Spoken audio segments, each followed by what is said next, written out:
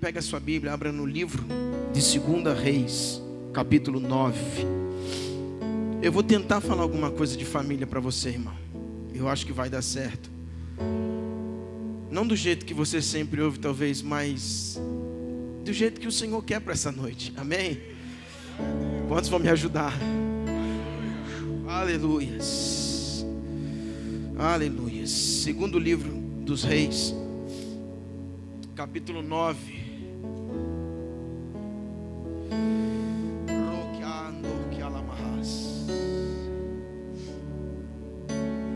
Aleluias. Diz assim a palavra do Senhor. Então o profeta Eliseu chamou um dos filhos dos profetas e lhe disse: cinge os lombos, leva contigo esse vaso de azeite e vai-te a Ramote Gileade. E lá chegando, vê onde está Jeú, filho de Josafá, filho de Ninsi. Entra e faz-o levantar-se do meio dos seus irmãos e leva-o à câmara interior, tomando o vaso de azeite, derrama-o sobre a cabeça e diz: assim diz o Senhor, ungir-te sobre rei de Israel. Então abre a porta, foge e não te detenhas. Foi, pois, o moço, o jovem profeta, diga comigo, jovem profeta, a Ramote Gileade. Amém? Glória a Deus. Pastor, o que isso tem a ver? Nós estamos falando de um jovem. Quando nós falamos de um jovem, nós falamos de alguém que veio a esta terra, que foi gerado por uma mãe. Nós falamos de uma mãe e de um pai, nós falamos de uma família. E eu queria falar com você hoje sobre essa geração que o Senhor está levantando. E essa geração que tem sido tão bombardeada nos nossos dias. Quando eu falo de um jovem profeta, ou um dos filhos dos profetas, eu vou falar de uma geração que precisa estar conectada àquilo que o Senhor está fazendo. Um jovem que precisa entrar naquilo que o Senhor está fazendo. Mas para isso, querido, esse jovem um dia ele nasceu de uma mãe.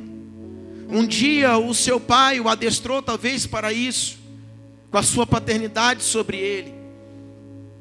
E aí nós vamos chegar à conclusão que, ao lermos e ao falarmos de um jovem, nós estamos falando que uma família está em jogo, amém? Eu queria que você conectasse a sua mente a isso. Uma família está em jogo aqui. Porque um jovem está sendo preparado na escola de profetas. E esse jovem ele vai sair para ungir um rei. E naquela época só quem levantava os reis eram os profetas. E quando nós falamos de profetas, nós falamos de homens como Samuel. Nós falamos de grandes profetas que ministraram na escola de profetas, que era Elias. Mas de repente, dentro do contexto, nós vamos ver que um jovem se levanta. Qual era o nome desse jovem? Quem sabe?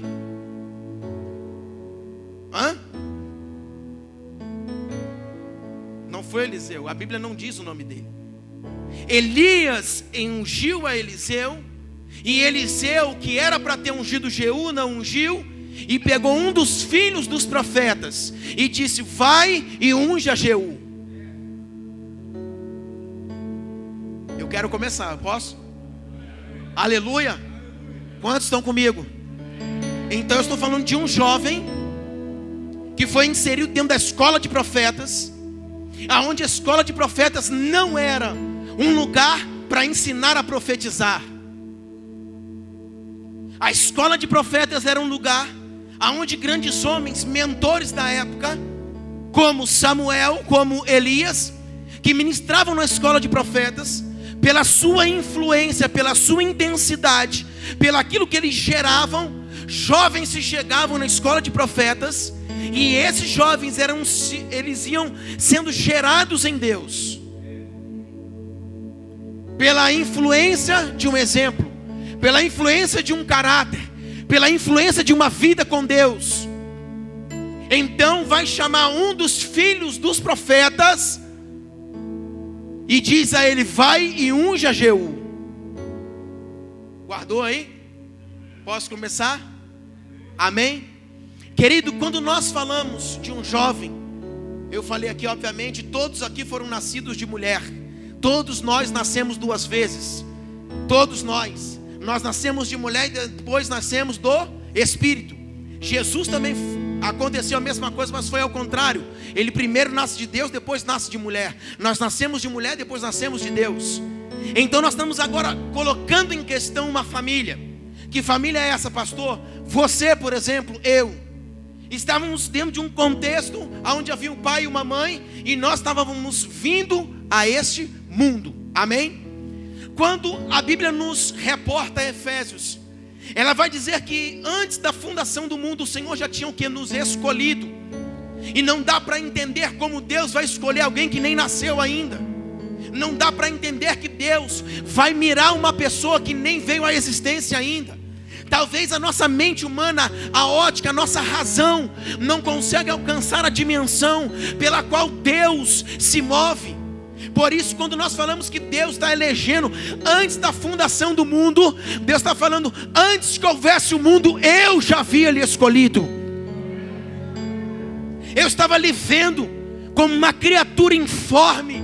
E aí as coisas já começam a caminhar. Porque antes de o mundo ser gerado, antes de tudo vir a existir, Deus já estava estabelecendo algo. O ventre profético de Deus já havia gerado eu e você. O mundo não havia existido ainda, nada tinha se feito, mas no ventre profético de Deus, o seu propósito eterno, Ele já estava falando: Bruno, você já está dentro de mim, eu já estou grávido de uma geração. Mas pois bem, a terra foi dada aos filhos dos homens. Os céus são os céus do Senhor, mas a terra Ele deu aos filhos dos homens. Para ser filho de homem tem que nascer de mulher. Eu estou agora no ventre profético de Deus, mas eu preciso ser inserido na terra.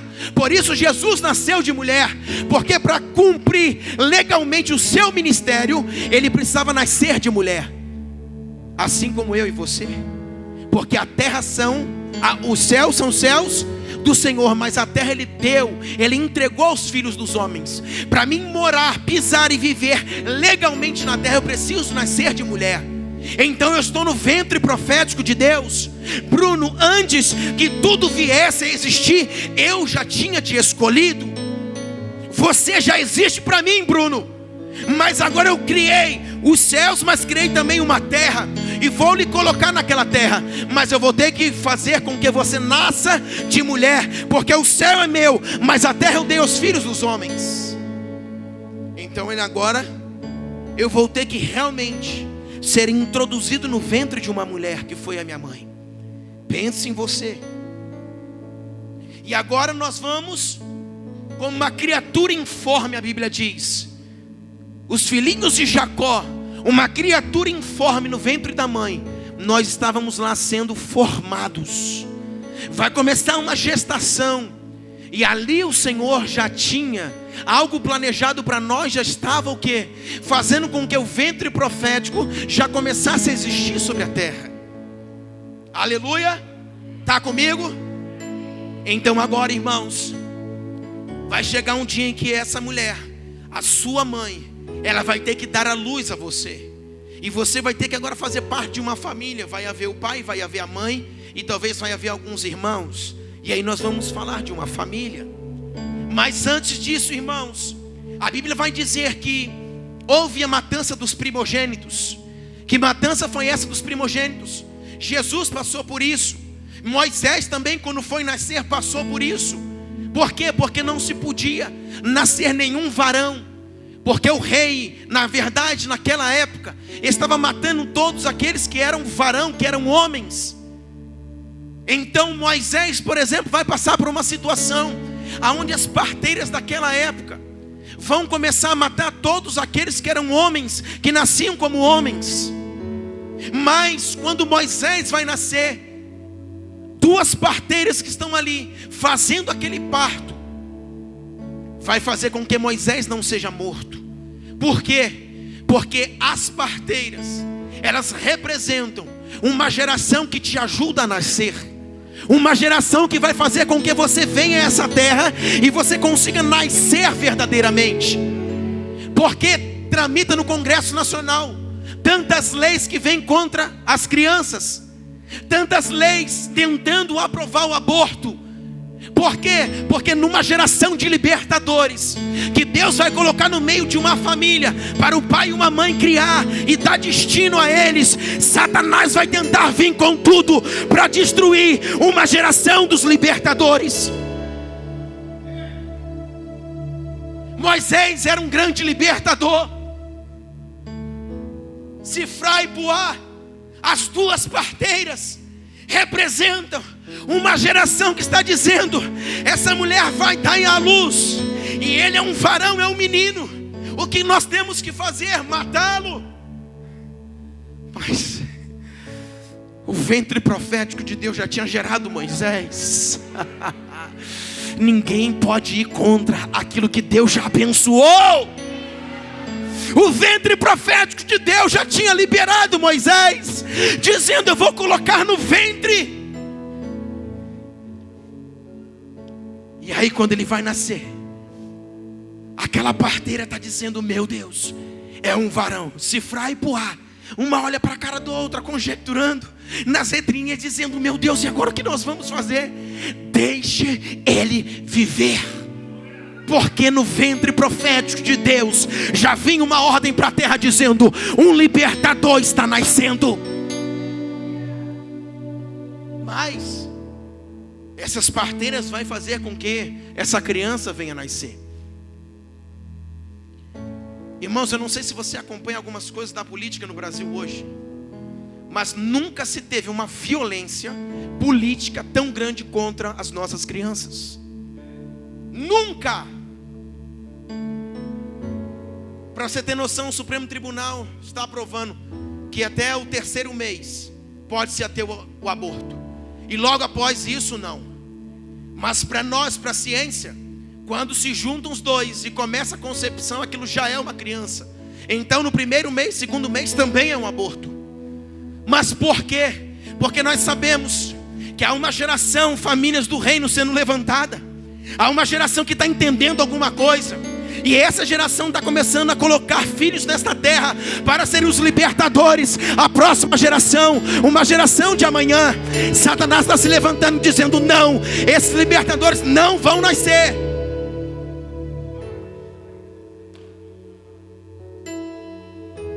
Está uma guerra em Brasília para se provar o aborto. Vamos aprovar, vamos aprovar. Está uma guerra. E a gente acha que é apenas uma guerrinha política. Não, é uma guerra espiritual. Aleluia. Então Sifrá e Puá vai dizer: não, ele vai nascer. Ele vai vir ali, vai ajudar aquele parto e vai fazer com que Moisés venha nascer. Sabe o que significa para nós? Sifrá e Puá aponta para duas mulheres, ou melhor, duas pessoas que estão dentro de uma configuração que vai fazer com que você consiga nascer, você consiga vir a essa terra, que nada venha parar o projeto que Deus já começou no seu ventre profético. E essa geração precisa, sabe quando a pessoa corre para você? Sabe quando grávidas chegam para você? Sabe quando alguma coisa no percurso, uma jovem chega para você e fala: eu vou abortar. Ei, não vai abortar, porque eu sou Sifrá, eu sou Puá. Vai nascer. Está no ventre, vai nascer. Aleluia. Então agora Moisés nasce, é a configuração. Então primeiro fomos gerados antes da fundação do mundo. Depois, ainda informe no ventre da nossa mãe, diz a Bíblia, ele estava nos vendo. Isso significa que começou uma gestação, ele está nos vendo. Deixa eu dizer uma coisa para você. Estou falando de família. Talvez não do jeitinho que você entenda ou sempre ouviu, mas eu estou falando de algo de família. E eu quero dizer o seguinte: nós atendemos muitos dependentes químicos, viciados, pessoas sem rumo, sem direção, sem destino. Se você tem alguma pessoa na sua casa que não presta, que não vale nada, que está desfiada, etc e tal, jovem, joga para nós, manda para nós. Por quê? Porque nós entendemos uma coisa: no ventre ainda informe, o Senhor já havia projetado a gente no ventre da nossa mãe.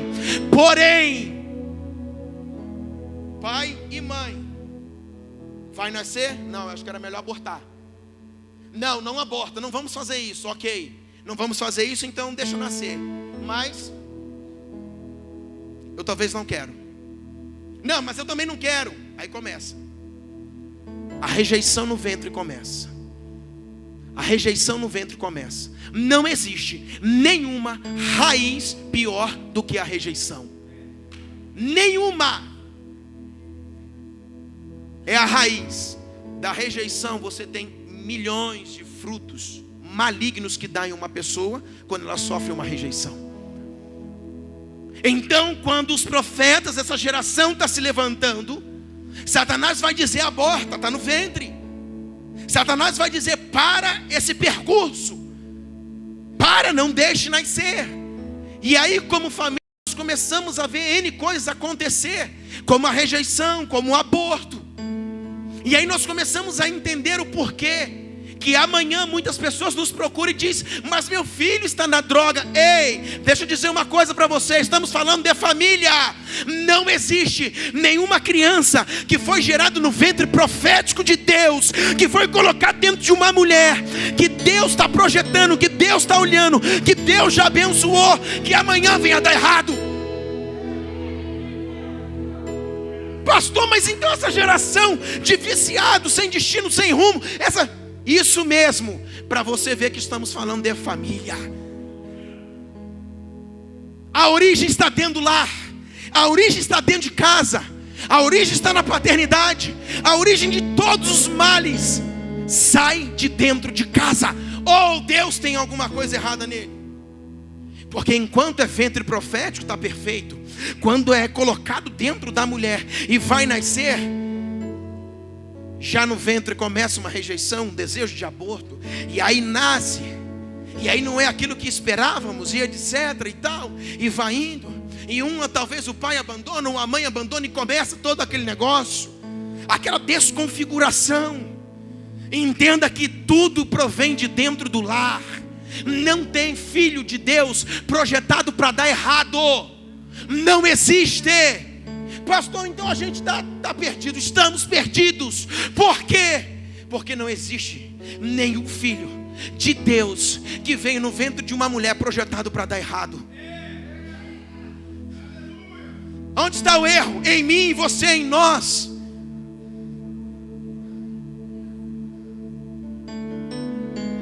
O erro está naqueles em que o Senhor está colocando a mão.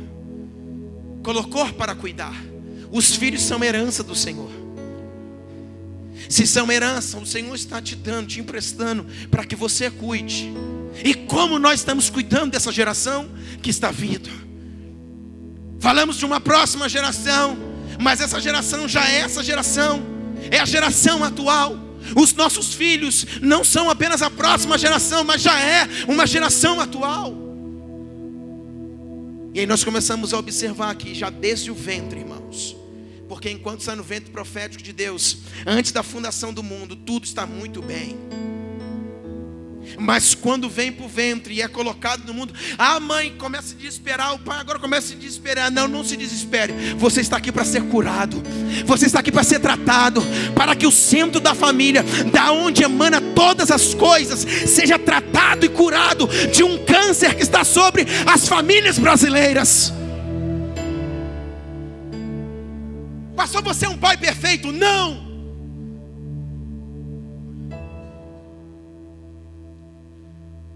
Mas eu pago o preço de ser fiel a Deus. Pergunta a minha filha à noite que eu não fui lá dar um beijo nela, deitar com ela, fazer cosquinha nela. Estou cansado, é meia-noite, é 1h. Eu abro a porta, olho para ela, ela não está dormindo, eu vou lá até ela. Pastor, é isso que se faz? Não sei se é isso que se faz, mas eu faço. Alguma coisa eu estou fazendo. Eu beijo ela. Ela vai fazer 14 anos, mas para mim tem 7, tem 6.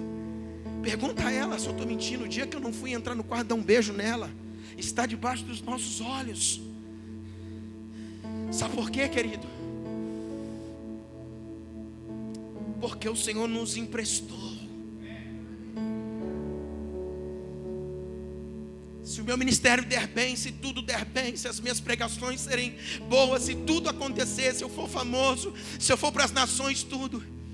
Mas a minha filha amanhã não der certo, irmãos, eu fali na minha missão. Por isso muitas vezes eu freio tudo, a minha casa freia tudo. Por quê? Porque foi para o ventre da mãe, veio a nascer, o Senhor nos deu, é nossa.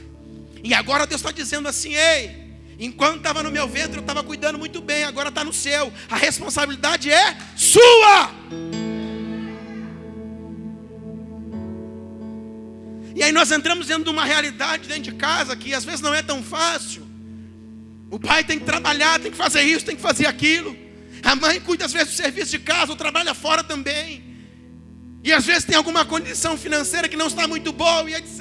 E tudo isso, irmãos, toda casa passa. Mas deixa eu dizer uma coisa para você. A falta de dinheiro, às vezes a falta de comunicação entre os cônjuges, tudo, nada, pode abalar os seus filhos. Pode mexer com uma geração que está vindo. Porque, pastor, você só está falando de filho? Não estou falando só de filho. Eu estou falando que há um câncer nas famílias do Brasil. E nós precisamos tratar e sarar esse câncer, para que daqui para frente novas pessoas e famílias sejam curadas. Então, pela configuração agora, essa criança já nasceu. E existe 2 parteiras que estão fazendo nascer, e ajudou a nascer e veio ao mundo, amém. E agora vai ser entregue aos seus pais, a parteira ajudou a dar luz, e vai ser entregue aos seus pais. E aí uma criança, pela lei dos judeus, ela vai chegar na idade de quantos anos? Nenhum ano, 8 dias. O que nós estudamos aqui na escola? Circuncisão. Por que 8, pastor? Porque o número 8 para Deus, os hebreus vão dizer que o número 7 é o número da perfeição, e o número 8 é o número de renovação, é o número de continuidade. Então até o 7º dia, aquela criança ela estava sendo olhada pelos pais, mas quando vai virar o dia, chegar no 8º dia, Deus está dizendo: eu estou começando já na vida dessa criança aquilo que eu projetei desde o meu ventre profético. Por isso Deus fez tudo no 6º, e no 7º Ele descansou. 7 foi tudo perfeito na criação, e não houve 8. Mas a circuncisão era no 8º dia, porque tudo que é perfeito termina no 7, mas no 8 é uma independência que Deus já está liberando sobre aquela criança. E aquela criança vai ser circuncidada. E você viu muito bem aqui que a faca de pederneira, que era uma pedra, simboliza Cristo. Aonde essa criança era circuncidada? Na sua intimidade. Todos aqueles que não são circuncidados na intimidade é a falsa circuncisão. Eles não conseguem ser levados a Deus, conectados numa vida com Deus.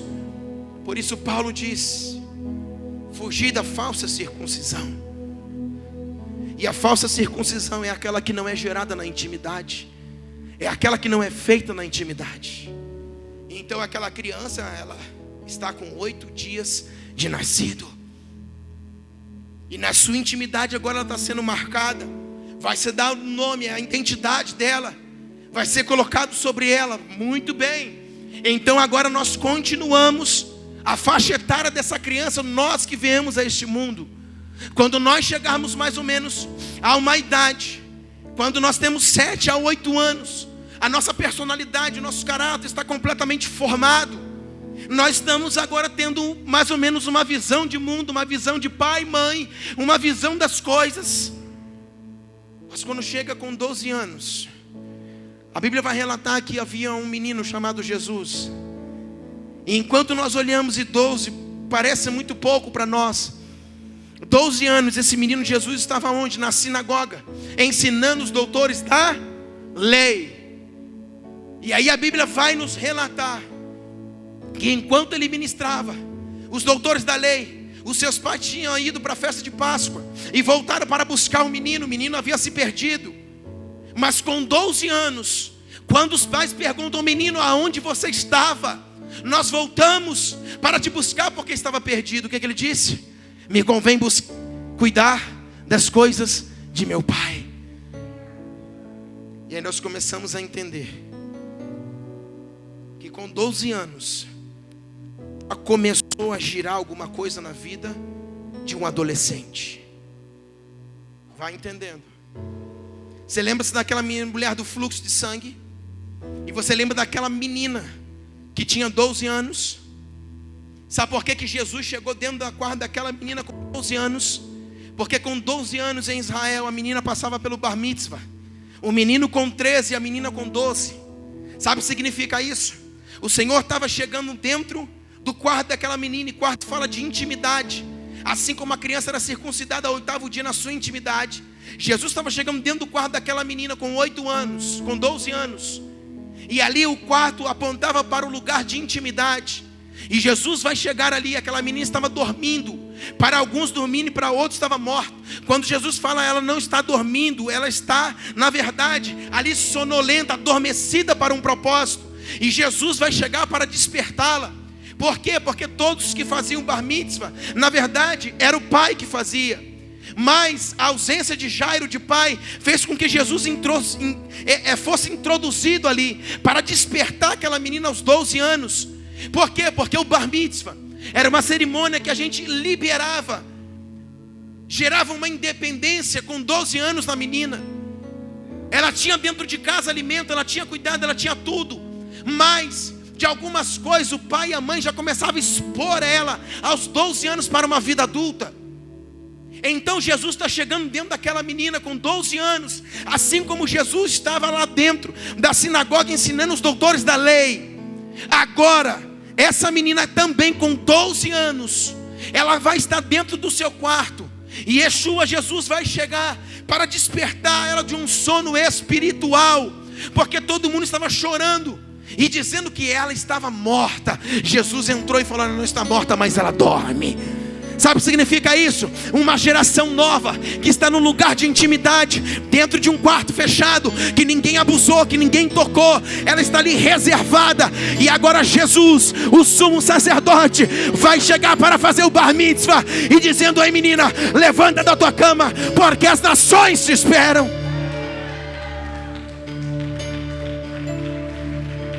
Sabe o que é isso? Meu filho só tem 12 anos, ele está na idade então. Talvez o pastor ministrou aqui, eu estou falando aqui, a gente fala: então vamos botar toda a carga em cima dos filhos. Não é isso. Não é isso. Você precisa botar toda a carga assim, espiritual, sua sobre ele. Porque nós entendemos que tem muitas coisas que com 12 anos nossos filhos não vão captar ainda. É óbvio. A gente não está mandando que você coloque sobre o seu filho de 12 anos uma carga de 20, de 25. A questão é que a sua influência, a sua carga espiritual precisa estar em cima dos seus filhos. E com 12 anos, Jesus estava ministrando aos doutores da lei. Essa menina estava sendo um apontamento para uma igreja que ia se levantar nova. Aleluia.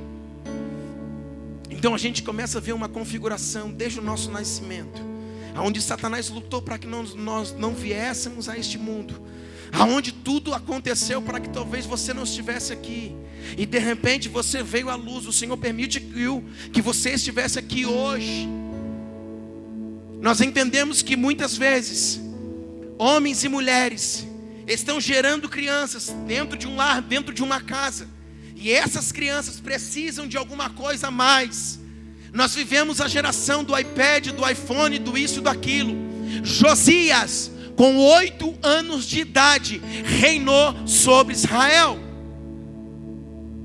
Seu pai foi assassinado e ele assume o trono do pai. Pastor, o que mais que ele faz? Com 8 anos, você imagina um menino assumir um trono. E a partir de 8 anos ele começa a fazer um reinado tremendo. Por quê? Porque combateu a idolatria, arrancou os postes de ídolos de dentro de Israel, fez uma das maiores festas de Páscoa que Israel já viu, e foi um homem tremendo. Por quê? Porque com 8 anos, irmãos, esse menino, após o assassinato do seu pai, ele começa um reinado, e um reinado de sucesso, de excelência. Mas por quê, irmãos? Porque tinha uma influência do pai sobre ele. E agora nós vamos ver, irmãos, que a nossa geração, nós vivemos uma geração atrasada. Quando nós olhamos para os nossos jovens, nós observamos, e até mesmo para nossas crianças, nós observamos que há uma geração atrasada. Uma geração que muitas vezes, muitas coisas que eu fiz, talvez com 14 anos, a geração de hoje não consegue sair de casa, da frente do videogame. Quem está comigo? Nós vivemos uma geração atrasada. Com 14 anos, estava no Rio de Janeiro, surfando, correndo para um lado e para o outro. Hoje eu olho para um menino de 14 anos. Bora, rapaz! Tropa de elite! Aleluia! Por que, irmãos? Cadê a nossa carga, a nossa influência? Aleluia! Quantos anos você tem? Tenho 20 anos. Você mora com quem? Com o pai. Você trabalha? Não. Que hora você acorda? Meio-dia. O que você come? Arroz todo da minha mãe. Vai trabalhar, safado. Sai de casa, rapaz. Vai arrumar alguma coisa. Vai estudar. Vai trabalhar. Aleluia! E isso, muitas vezes, é porque uma geração de pais estão falhando na sua missão. Uma geração de homens e mulheres que conceberam que são pai biológico de uma criança, eles estão apenas sendo um pai de criação. Eles não estão conseguindo introduzir e colocar dentro de uma criança aquilo que ela necessita. Pastor, por que você está falando tudo isso?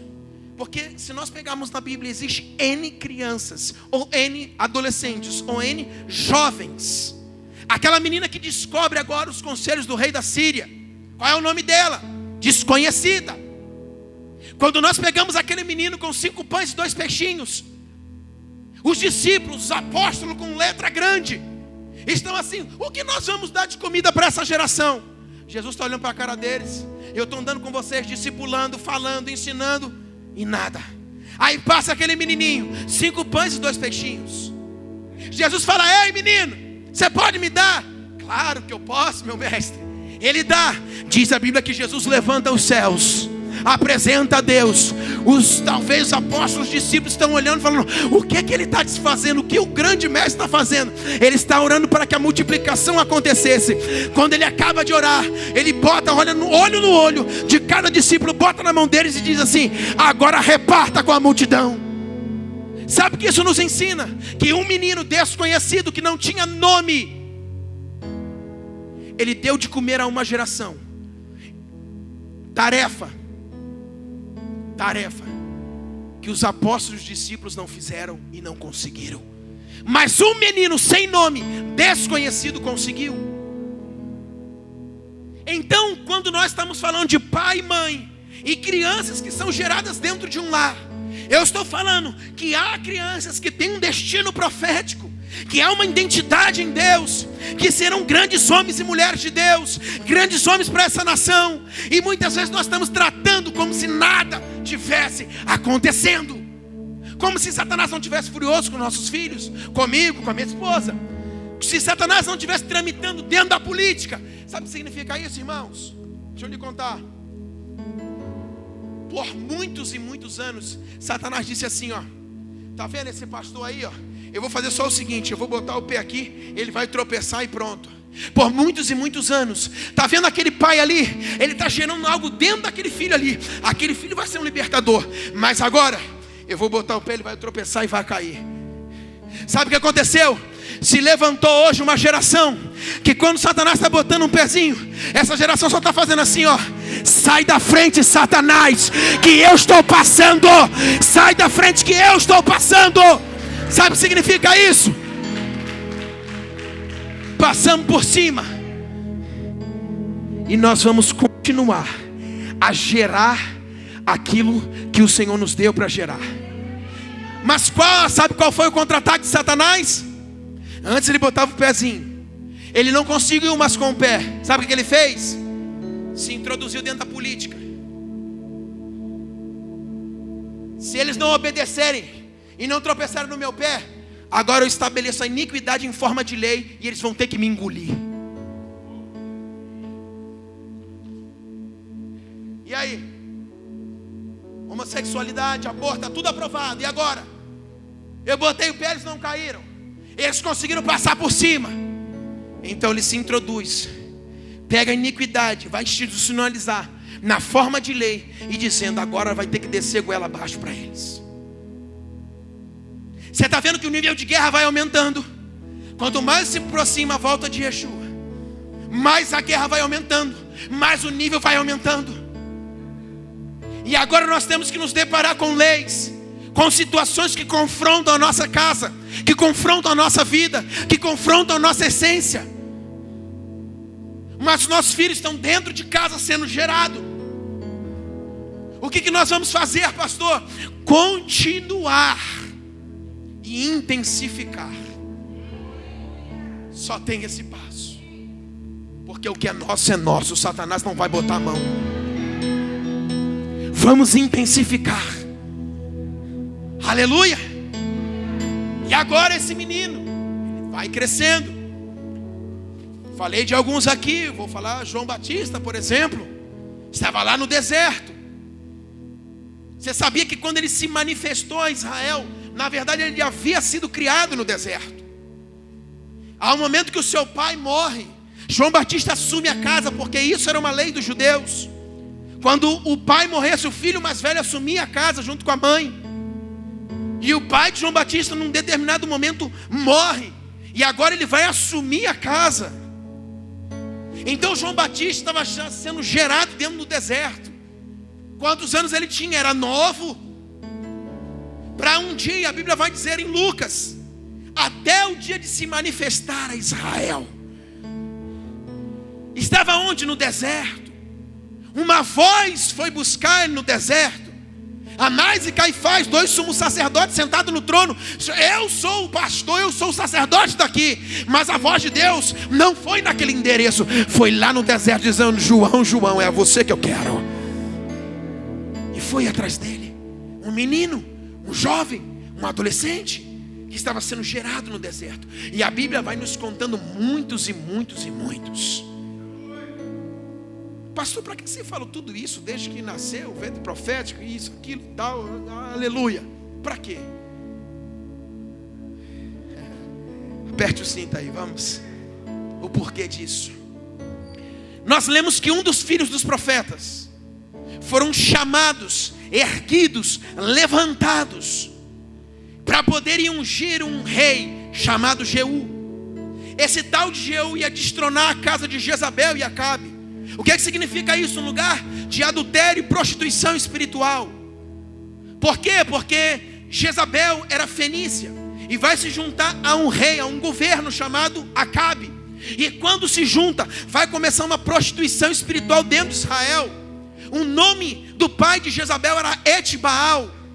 E Baal, muitas vezes, na configuração de alguns estudiosos, é a configuração de 4 principados: Beuzebu, Astarote, Asmodeus e Leviatã. Então, dentro dessa configuração, o maior potestade demônio que havia estava sendo entronizado por Jezabel dentro de Israel. Então agora o Senhor vai falar a Elias: levanta a Jeú, unge a Eliseu e vai levantar a Jeú. Só que Eliseu recebe a unção, Elias unge ele recebeu a unção. Mas o que vai acontecer? Ele não vai ungir Jeú. Ele vai na escola de profetas e vai encontrar um dos filhos dos profetas, um jovem profeta, para poder ungir o rei. Então ele capta um dos filhos dos profetas e vai dizer: ei, rapaz, é o seguinte, pega esse vaso de azeite aqui, você vai lá em Ramote de Gileade, vai estar um homem chamado Jeú com os seus irmãos, você chama ele para um canto, para a sua recâmara, lá para dentro do seu quarto, pega esse negócio aqui, taca óleo nesse homem e sai correndo. Você só vai dizer uma coisa para ele: assim te diz o Senhor, te ungi como rei sobre Israel. E ó, corre. Por quê, pastor? Porque a unção profética, ela tem você recebe a carga de Deus, despeja num lugar e corre, sai fora. Não, pastor, porque eu não acho, você não tem que achar nada. O profeta liberou algo de Deus e corre, para não ter discussão. O profeta não discute com ninguém, apenas libera. Aleluia. Então agora esse menino, ele vai pegar esse vaso, vai chegar em Ramote Gileade, vai falar: ei, quem de vocês aí é Jeú? Sou eu. É você? Eu poderia falar contigo? Quem é você? Vem aqui que eu quero falar contigo. Chama ele num canto e fala: meu camarada, deixa eu dizer uma coisa para você. O Senhor mandou eu vir aqui, e assim te diz o Senhor: hoje eu estou te ungindo como rei de Israel. Taca o óleo na cabeça de Jeú. Ei, irmão. Sabe o que significa isso? Há uma geração que precisa, irmãos, ter essa descarga, ter essa unção nos últimos dias. Por quê, pastor? Porque nos últimos dias a geração de João Batista vai confrontar a geração de Jezabel. Aonde esses profetas serão gerados? Dentro de casa. Se a casa falhar, nós não vamos destronar a geração de Jezabel. Se eu falhar no destino dos meus filhos, se eu falhar no destino da minha filha, amanhã não haverá quem possa confrontar e destronar a casa de Jezabel. Por quê? Porque a geração de João Batista prepara o caminho do Senhor para a sua segunda vinda. Alguém cantando: o melhor de Deus ainda está por vir. Irmão, o melhor de Deus já veio há muito tempo. E o que está para acontecer, o melhor de Deus está para voltar. E eles estão desavisados. E o melhor de Deus se chama Yeshua, o Mashiach, o Redentor. Ele está para vir. E a geração de João Batista está preparando um caminho. Mas ei, olha para mim, não se engane.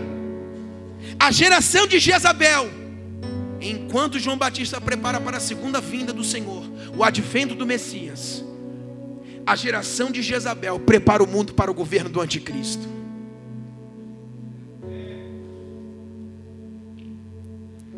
Pastor, essa família, para mim, é dentro do meu contexto. Eu só sei falar isso. Xaracandaraia. Aleluia. Jezabel está preparando o governo do anticristo na terra. A legalização da maconha, legalização do aborto, união homoafetiva, adoção de filhos por casal homoafetivo. Irmãos, sem palavras. Quem está fazendo isso? Jezabel. As mulheres cristãs não querem ter mais filhos também. As mulheres cristãs estão saindo mais para fora, estão mais na rua hoje, trabalhando, porque eu tenho que trabalhar, porque isso, por aquilo, do que dentro de casa. Enquanto Jezabel está pegando um casal homoafetivo para levantar uma criança adotiva e preparar e manchar o caráter e a personalidade daquela criança, do outro lado a igreja não quer ter mais filho, eu não quero ter mais trabalho, eu não quero sujar minha unha, não, eu tenho que ficar no salto, eu não posso mais fazer nada. Ei! A mulher judia nasceu para cuidar do lar. Pastor, é uma regra? Não. Mas é uma referência. Mas é uma influência. Você trabalhou tudo, mas não tire os olhos. O que engorda o boi é os olhos do dono. O que engorda os seus filhos de unção é os olhos dos pais. Não tire os olhos de dentro de casa. Não tire os olhos do marido. Não tire os olhos dos filhos. Porque Jezabel não para. Escuta que eu estou te falando. O pezinho ela já tirou, Satanás já tirou, ele não cai mais com o pezinho. Agora eu vou entrar dentro da lei e ele vai ter que me engolir. Porque quando botar lá no Código Civil, Código Penal e etc e tal, acabou, ele vai ter que cumprir. Aleluia. Aleluia. Irmão, em nome de Jesus, Satanás trabalha paralelo ao plano de Deus. Tudo que Deus faz, Satanás imita, tudo. Por isso Deus está trabalhando para levantar e extrair um reino sacerdotal de uma geração. Mas Satanás está aqui levantando um império de trevas. Então é um trabalho paralelo para dois impérios ou dois reinos serem levantados. Enquanto Deus está trabalhando, Satanás também trabalha. Enquanto uma geração de João Batista está pelas ruas, pela igreja, pelos becos aí, a geração de Jezabel está indo para dentro das leis, para dentro do Congresso. A geração de Jezabel está indo para dentro das escolas. A Jezabel está indo para dentro das universidades. Nunca tivemos tanto um despejar do marxismo cultural sobre os nossos jovens. O que isso prega? O ateísmo, o esfriamento. A Europa toda se esfriou por causa do marxismo. Comunistas infiltrados dentro das universidades, virando e torcendo a cabeça dos nossos jovens. E agora, se você não sabe, há algo chamado agenda. A agenda foi toda a Europa sendo, tratada com o marxismo. E essa agenda agora é a América todinha, tanto a América do Sul como a América do Norte, sendo despejado. E os nossos filhos estão inseridos dentro disso. Por isso, querido, não tire os olhos dessas crianças. Porque a geração de Jezabel, ela está preparando o governo do anticristo para essa terra.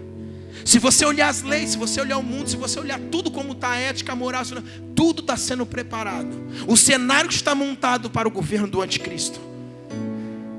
Pastor, o que você quer dizer com isso? Eu quero dizer que há uma geração de filhos de profetas que estava onde? Dentro de um lugar intenso chamado escola de profetas, sendo que é gerado dentro dele uma vida com Deus. E agora não mais um profeta renomado chamado Elias, chamado Samuel. Samuel ungiu o maior rei que houve em Israel, chamado Davi.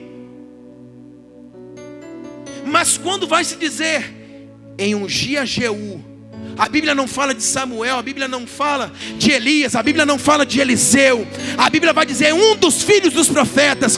Pastor, o que você quer dizer? Eu vou abrir para você agora, se não entendeu. Os nossos filhos têm condição de entrar no portão de Israel, meter o pé e dizer: eu estou destronando Jezabel.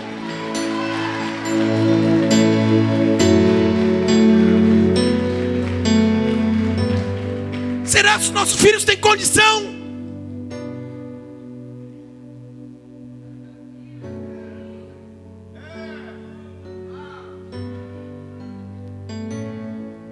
É sério, irmãos. É sério. Pague o preço. Porque um dos filhos dos profetas foi direto em Jeú, pegou o óleo, tacou o nome e falou assim: assim te diz o Senhor, cara, Deus hoje te ungiu como rei. Tchau, o recado foi dado. Pegou o galope, foi embora. Sabe o que aconteceu? Rodrigão, a unção era tão poderosa. Jeú vai montar agora num cavalo e vai dizer: Arabacanda Rabacaia, aonde está essa desgraçada que está prostituindo a minha geração? Monta agora num cavalo e vai em direção a Israel, debaixo de uma unção que sai de um menino. O que são os nossos meninos hoje?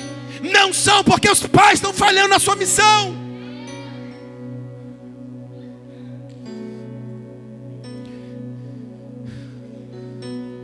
Eu acho que eu vou terminar, não sei. Deixa eu dizer uma coisa para você. Quando Moisés não circuncidou seu filho, olha para mim. Zípora era de Midian. Ela vai pegar e vai circuncidar o filho. Não foi aqui que vocês ouviram? Ela vai pegar o prepúcio com sangue e vai jogar para cima do pai. E vai dizer o que para o pai? Olha para mim. Homem sanguinário. Sabe o que Zípora estava dizendo? Sabe por que Moisés não havia circuncidado o filho? Não é porque ele não quis. Deus foi para matá-lo na tenda e falar: eu vou acabar com a tua raça agora. Mas sabe por que ele não se circuncidou? Porque dentro de casa tinha uma mulher que estava dizendo: tu é um sanguinário.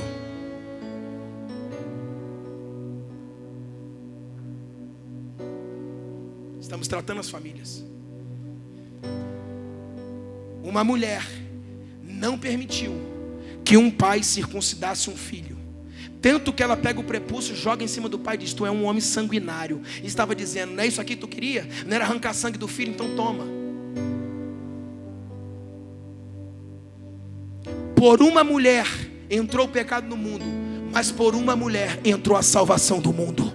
Mulheres que me ouvem, cuidado com o ministério pela qual o Senhor vos entregou.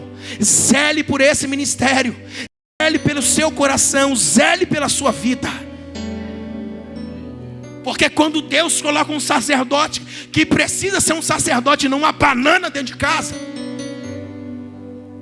autocontrolado e manipulado pela mulher,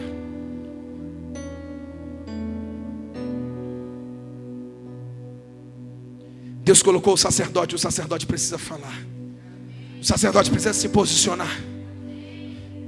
Mas quando ele não se posiciona, as mulheres estão falando: você não vai tocar para circuncidar o meu filho. Se tocar, eu saio de casa.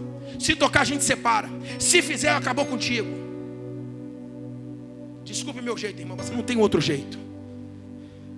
Se fizer, a noite não tem. É assim.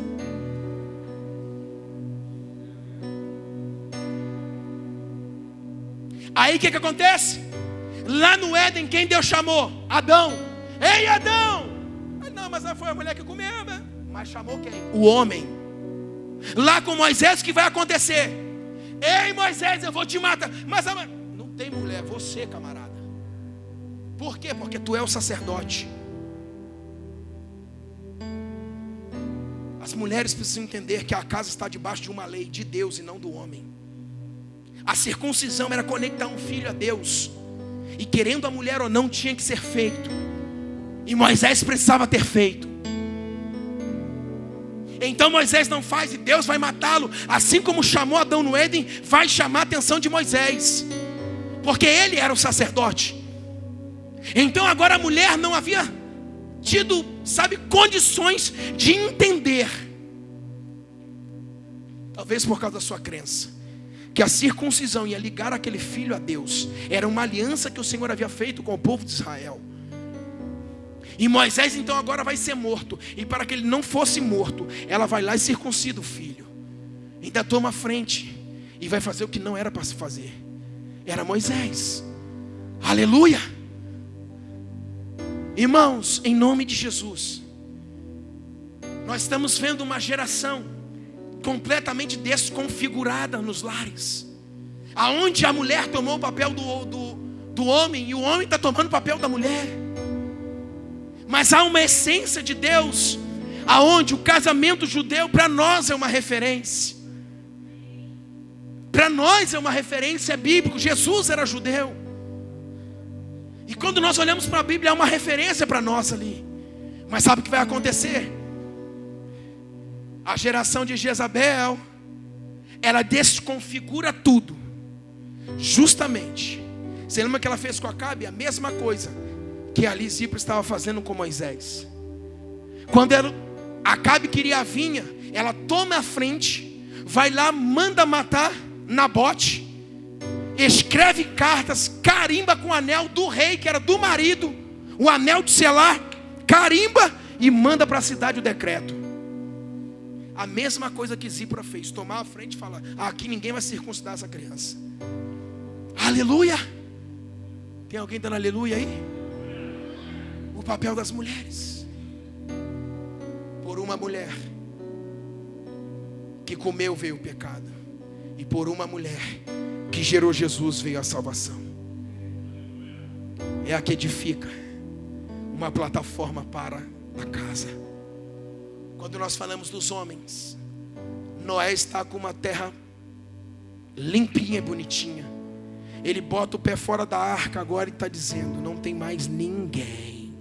0 bala está a terra. Mas ele vai plantar uma vinha, vai se embebedar e vai amaldiçoar a Canaã. Ele tinha um filho chamado Cã, e esse Cã tinha outro filho chamado Canaã. Ele não amaldiçoou a Cã, porque a Bíblia diz em Gênesis 6:1 que na verdade o Senhor já tinha abençoado Jafé, Cã e os 3 filhos de Noé. Mas ele não amaldiçoou o filho, mas ele vai amaldiçoar o neto, que era Canaã. Por isso de Canaã veio os cananeus, veio a nação mais terrível. Todos os inimigos do povo de Israel saiu de Cã e de Canaã. Você está entendendo isso? Porque um pai que tem a autoridade, que tem o cetro na mão, ele agora por se embebedar por um erro próprio dele, e o filho havia visto ele nu, e vai dizer: maldito seja Canaã. Ele amaldiçoou uma geração. Ei, Deus tira uma maldição com o dilúvio. O homem pisa na terra para gerar uma nova geração naquela configuração, e o próprio homem coloca a maldição de novo na terra. Homens que não têm o cetro de autoridade, de governo na mão, irmãos, estão plantando a maldição que Deus está tentando arrancar. Evangelho não é brincadeira, famílias. Nós precisamos de um bisturi cirúrgico para tratar nossas casas. Nós precisamos ser pontuais. Sabe, é corte por corte, detalhe por detalhe. A coisa é muito séria. Estamos sendo bombardeados. E agora, para nós irmos para o final, nós estamos vendo uma geração em que Jeú vai montar naquele cavalo, está indo em direção a Israel. E de lá ele vai destronar a casa de Jezabel. Mas a unção que permeava sobre esse menino era a unção que caiu sobre ele, que o Senhor havia liberado. E essa unção foi tão poderosa para destronar um grande principado que havia se estabelecido sobre Israel.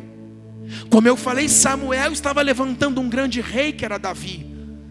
Mas se esperava na Bíblia que na configuração de Jezabel e Acabe dentro do reinado de Israel, a configuração era que um outro grande profeta, sabe, um grande mentor, levantasse a Jeú.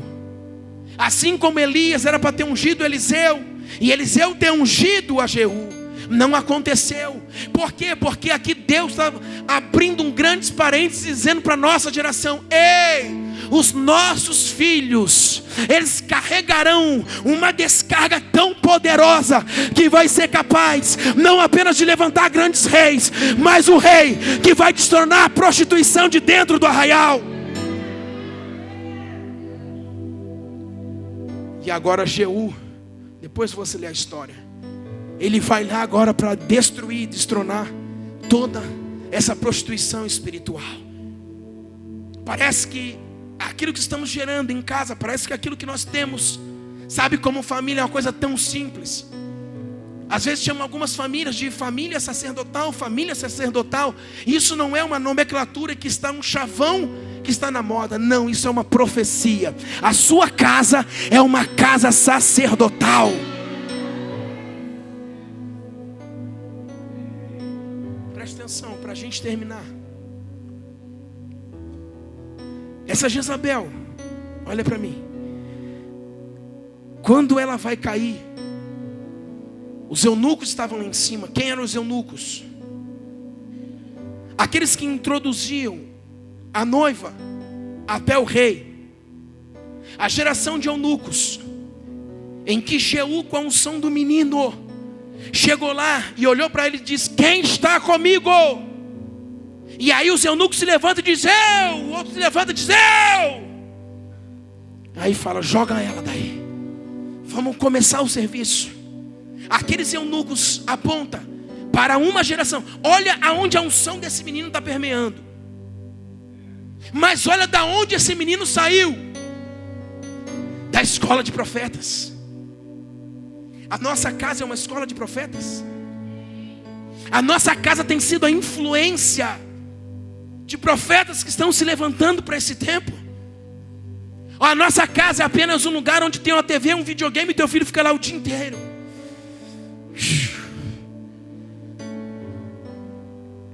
Aleluia.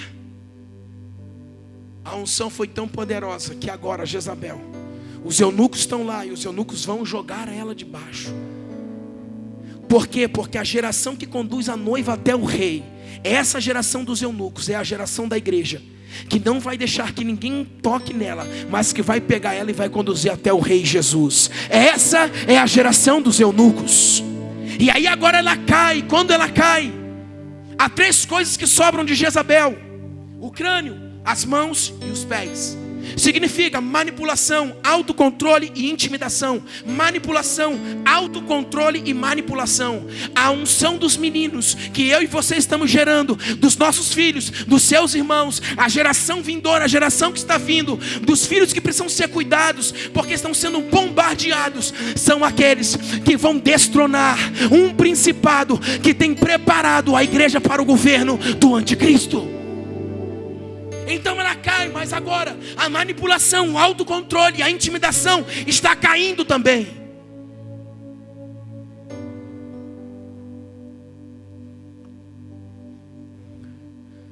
Aleluia. Vamos terminar?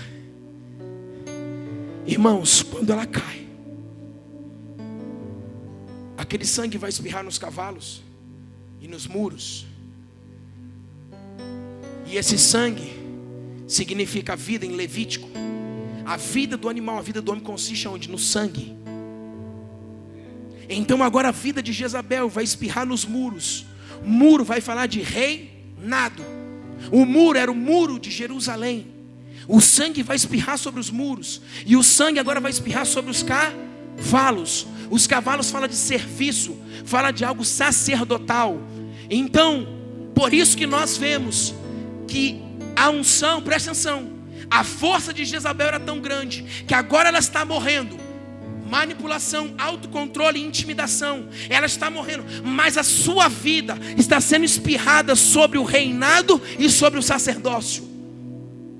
Por isso, olha para mim, quando nós chegamos na geração de Esdras e na geração de Neemias, Neemias restaurou os muros, Esdras restaurou o templo.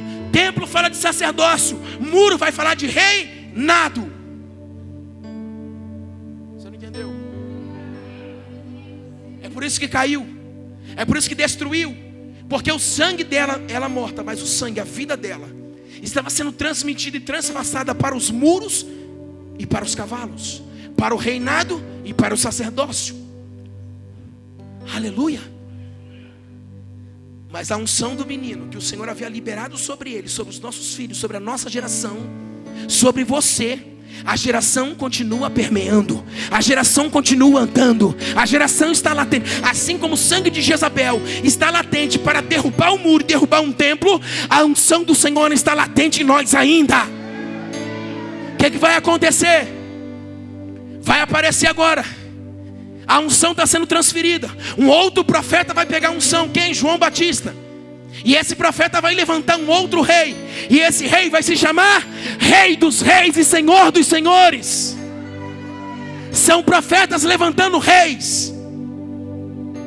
A história continua. E agora eu termino. Em Apocalipse vai dizer que Jesus, com o seu sangue, o Rei dos Reis e Senhor dos Senhores, Ele comprou com o seu sangue limpo tribos, raças e nações, e os constituiu como reis e sacerdotes.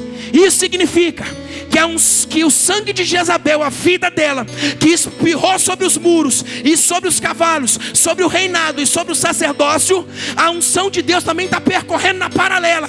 O sangue de Jezabel corre, mas a unção corre. O sangue corre, mas a unção corre também. Então Yeshua agora vai vir. João Batista, um outro profeta, porque a unção do menino agora está levantando um profeta também, chamado João o Batista. E agora ele vai olhar para Yeshua, e agora ele vai introduzir Yeshua no seu destino, agora no seu propósito dessa terra. E isso significa um profeta levantando um rei. E quando esse rei se levanta para contra-atacar, o sangue, a unção de Yeshua vai dizer: eu estou levantando rei e sacerdotes. Esse sangue derrubou muros, que foi o muro de Jerusalém. Esse sangue derrubou o templo, que foi o templo de Jerusalém. Mas agora esse sangue não é capaz de me derrubar. Fica de pé comigo em nome de Jesus. Esse sangue não derruba a igreja, porque outro sangue maior foi apresentado, o sangue de Yeshua, o Mashiach. Aleluia. Qual a importância de termos filhos? Qual a importância de não abortarmos? Qual a importância de cuidarmos? Porque uma geração de profetas está se levantando dentro da nossa casa. Olha para mim. É engano seu dizendo que uma geração de profetas está se levantando dentro da igreja. Primeiro, ela se levanta dentro da sua casa. E essa unção de Yeshua está confrontando o sangue de Jezabel. Nós estamos em um tempo, irmãos, que é confronto. Não é mais brincadeira, é confronto. Não é mais dormir no ponto, é confronto. Nós não temos mais tempo para descansar, para o sono espiritual, para dormir. Nós não podemos mais. Temos que estar na torre de vigia. Quantas famílias tem aqui? Famílias sacerdotais. Famílias sacerdotais. Deus vai levantar os meninos da sua casa. Mas se você, pai e mãe, permitir intensidade dentro da sua casa, influência sobre eles, não dê ração aos seus filhos, dê comida espiritual. Não dê qualquer coisa, dê alimento do céu.